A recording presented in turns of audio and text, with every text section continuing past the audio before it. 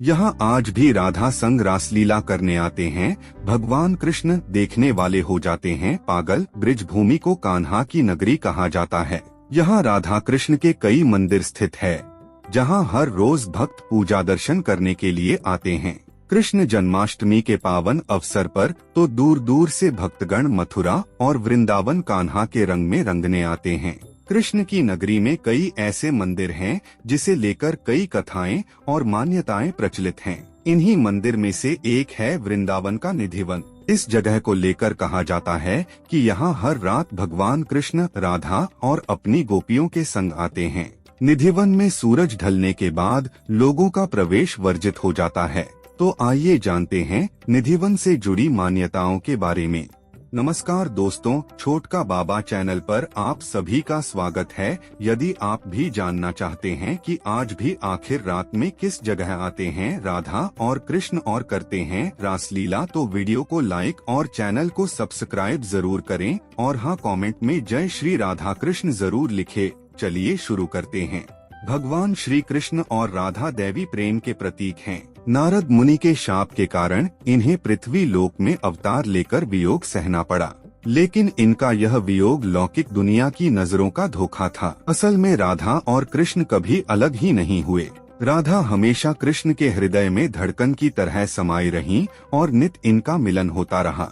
इसका प्रतीक आज भी इस धरती पर मौजूद है, जहाँ हर रात इनकी सेज सजती है और राधा कृष्ण का मिलन होता है।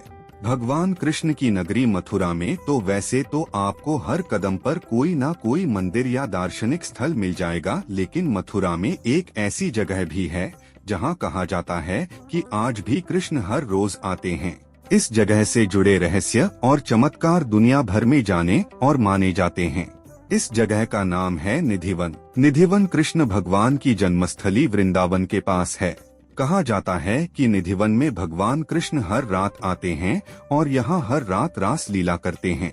शाम की आरती के बाद किसी पुजारी या भक्त को परिसर में प्रवेश करने की अनुमति नहीं है। खास बात ये है कि निधिवन में शाम 7 बजे के बाद कोई जानवर या पक्षी को नहीं देखा जाता है, क्योंकि ऐसा कहा जाता है कि वो भी इस जगह से भाग जाते हैं।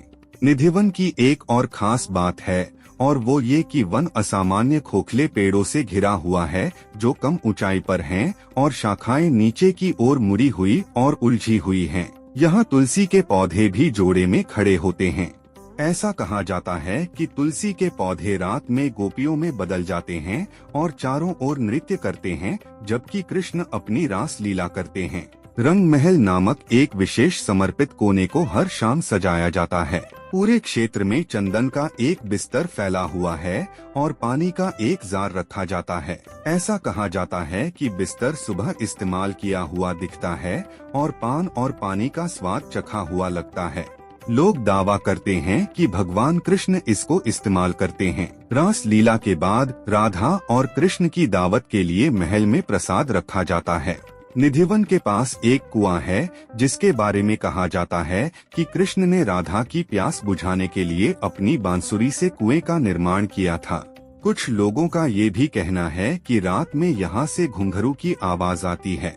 कहा जाता है कि जिन लोगों ने भी रात के वक्त निधिवन में झांकने की कोशिश की, उसे भारी नुकसान हुआ है। या तो उसकी दृष्टि चली गई या फिर उसका मानसिक संतुलन बिगड़ गया।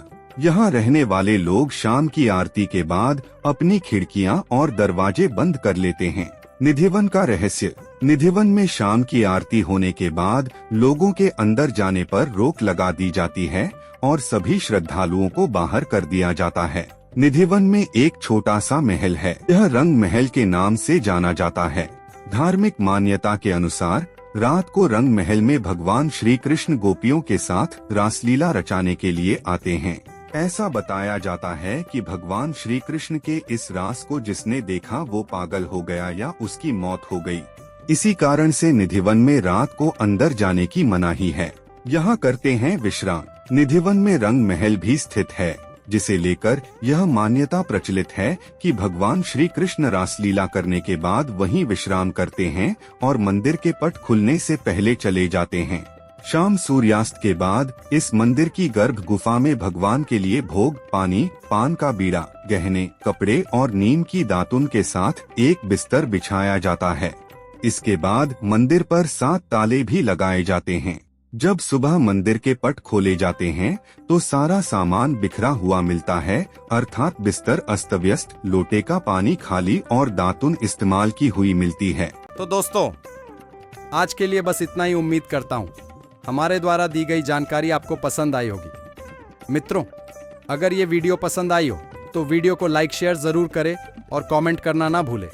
दोस्तों, अगर आपने हमारा चैनल सब्सक्राइब नहीं किया है तो सब्सक्राइब जरूर करें।